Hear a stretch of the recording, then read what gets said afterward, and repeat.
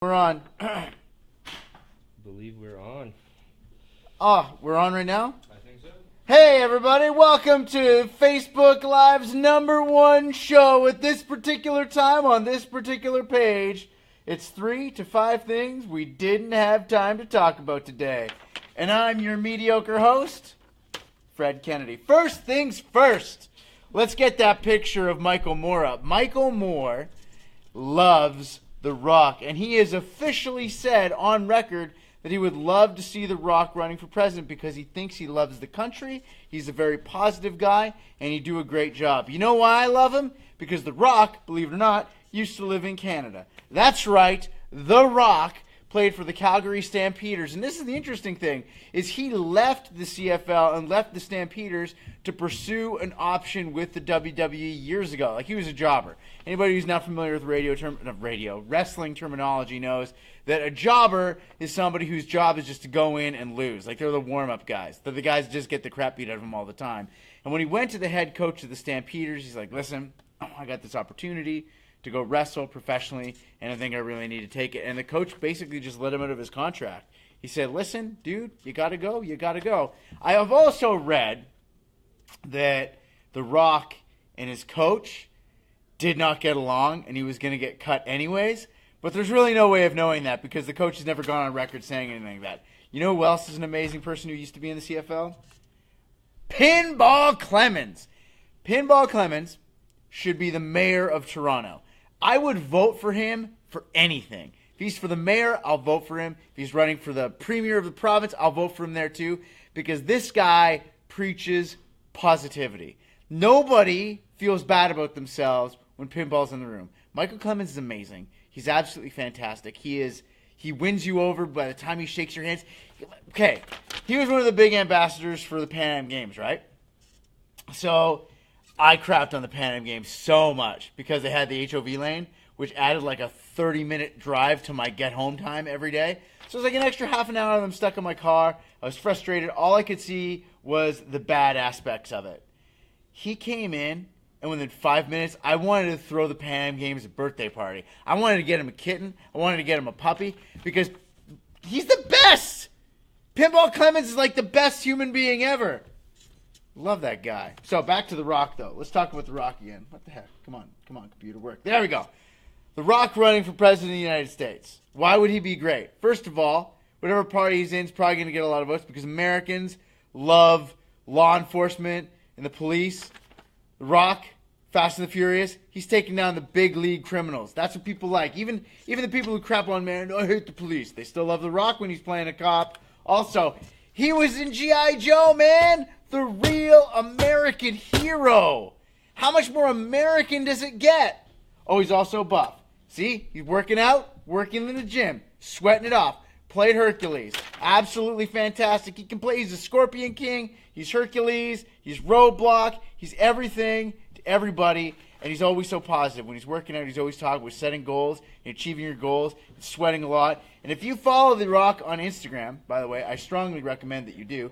Specifically because he posts these pictures of his cheat meals when he's cheating, like because he's always on a really strict diet. And then he has his cheat meal days where he eats anything. Like he'll eat like 30 pancakes. That's what he does. Absolutely love him. So, but I know what you're going to say. Well, he's just like an actor and an athlete, and he's positive and all that. What does he got for brains? What's he bringing for skills? Bring Elon Musk. Put Elon Musk on the ticket. Actually, you can't have Elon Musk running for president. We can see if he's vice president to The Rock. He can't be vice president because if The Rock dies, then he has to become the president. And the president has to be born in the States. That's a rule. That's a law. And since Elon Musk is an African-American, he cannot run for vice president of the United States. See, African-American? I threw it in there because he's from South Africa.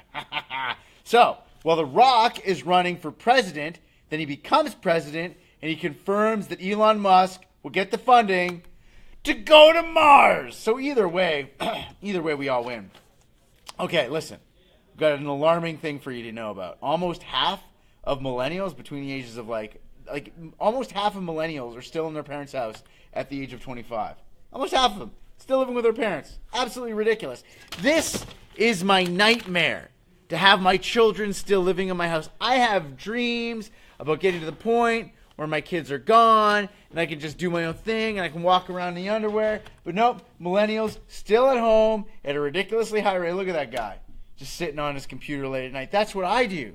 You know why I'm on my computer late at night? Because I'm always sneaking around the house looking for an opportune time, place, and location to JO. It's true. That's what I do. I'm a dude.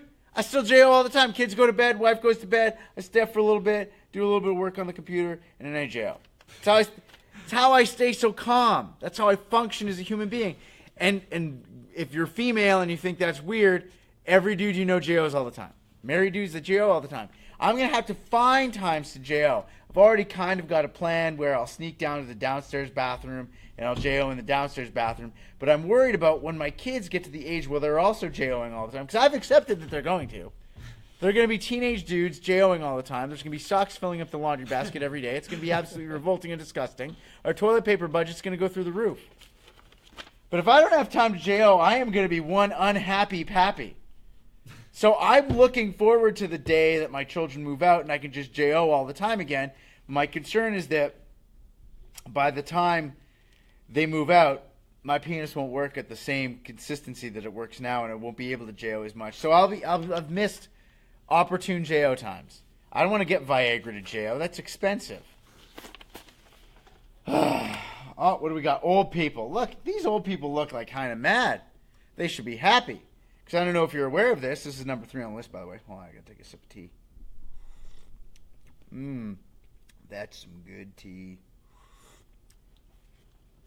The elderly, 65 and over, is the highest growing age demographic here in Canada. And this is causing a real problem because a lot of these elderly people didn't do a lot of saving. They didn't save a lot of money. So they're trying to be put into like old folks' homes. But old folks' homes are like really expensive. This is the thing. Whenever you drive past our retirement community, they always sell like, oh, it's the youngest, coolest, happiest place on earth. When in reality, they're pretty sad. Old folks' homes are pretty sad. And it makes me upset. This is what makes me upset about it, is because a lot of people don't realize that they're going to end up in a retirement community in an old folks' home. And you've really got to make sure you're saving your money because they're not all the best. And there's, like my wife and I, we went to visit her grandparents at an old folks' home in Ottawa, and I can remember we went in, and it's like it's an apartment. You know, they're in the apartment in this building, and it's like everyone's just kind of sitting around watching TV. It's kind of sad, and they get patronized all the time. Old people get patronized constantly, and that's why they're always so cranky, because they're always getting patronized.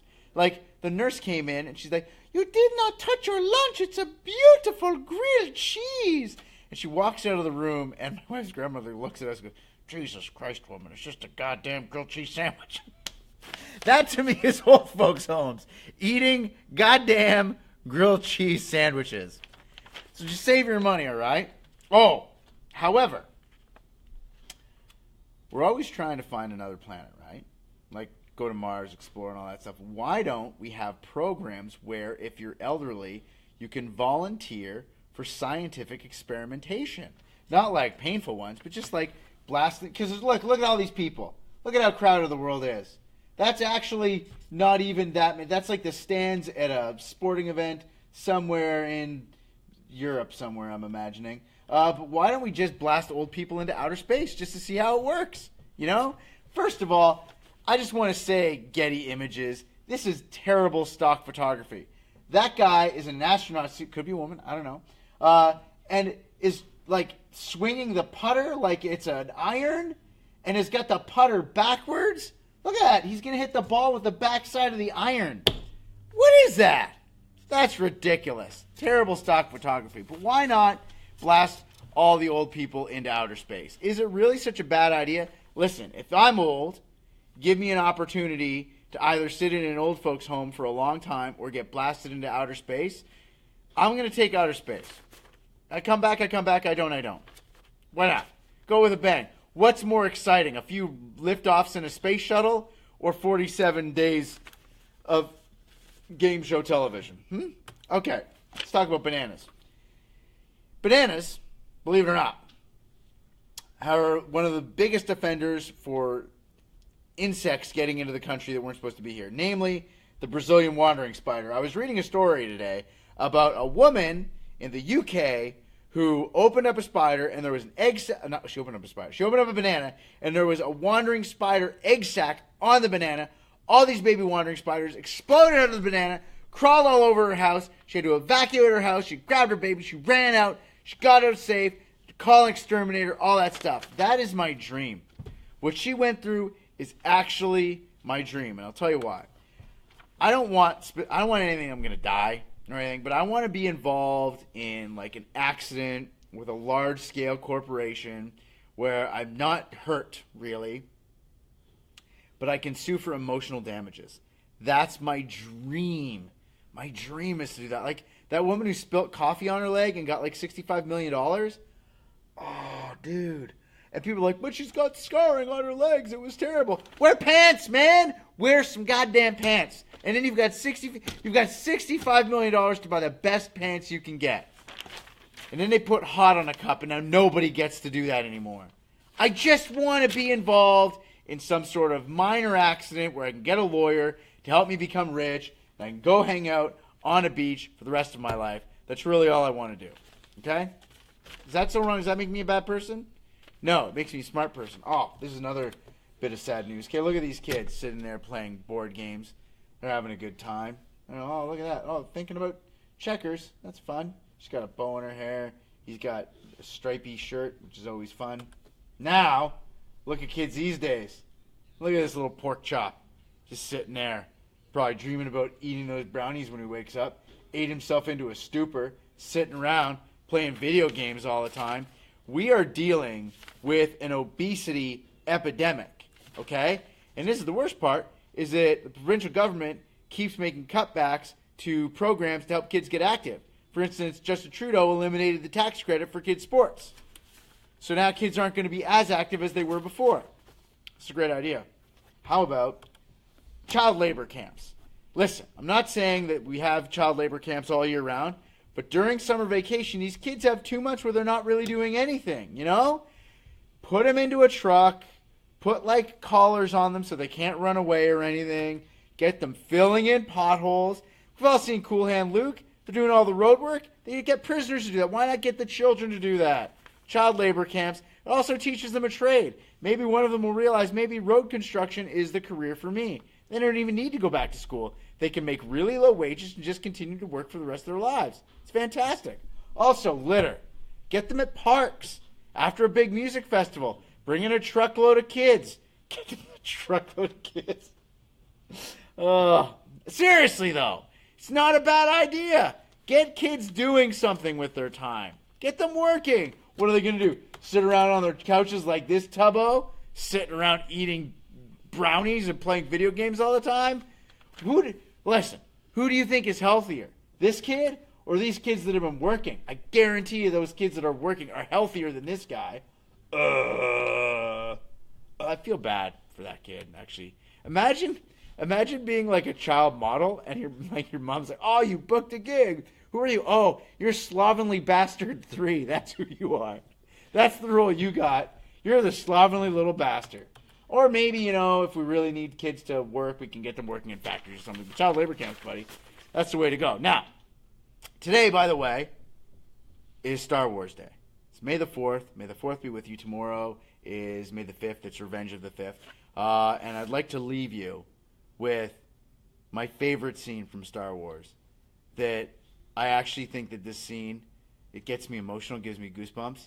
And it's not action-y. No over the top or anything. I just heard myself talking on my own video. But it's Yoda explaining how the Force works. Gets me every time, man.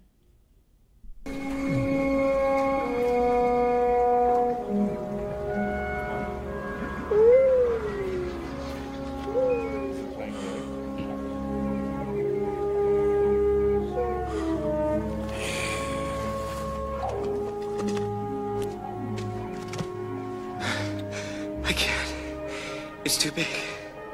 Size matters not. Look at me. Judge me by my size, do you? And where you should not. For my ally is the Force. And a powerful ally it is. Life creates it. Makes it grow. Its energy surrounds us and binds us. Luminous beings are we, not this crude matter. You must feel the force around you. Here, between you, me, the tree, the rock, everywhere. Yes, even between the land and the ship.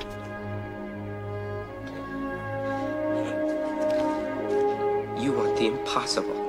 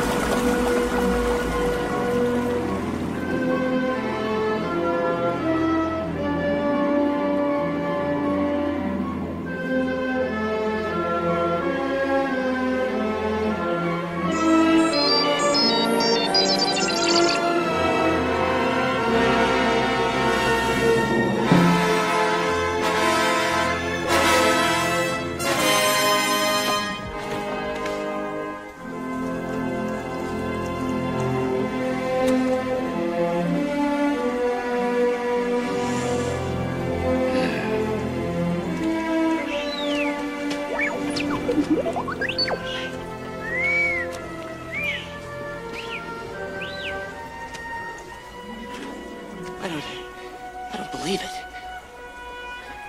That is why you fail. Yeah, okay. We're done?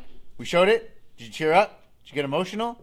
It's pretty big for me. That part where he says, luminous beings are we, not this crude matter, gets me every time. I got some tickets, by the way, for King Arthur, Legend of the Sword, which, by the way, I got to see the other night with Guy Ritchie and Charlie Hunnam, and it was really awesome. I'm thoroughly impressed, and I got to say that after watching it, I really want to see Guy Ritchie do a Star Wars movie. So I've got, and you'll understand why once you see King Arthur. So I got tickets for that, and I've got passes to see Jim Jeffries. 416-870-EDGE. Call her through to tell me what type of spacecraft it was Yoda pulled out of the water there on Dagobah. I'll give those tickets to you. 416-870-EDGE. Go, call now.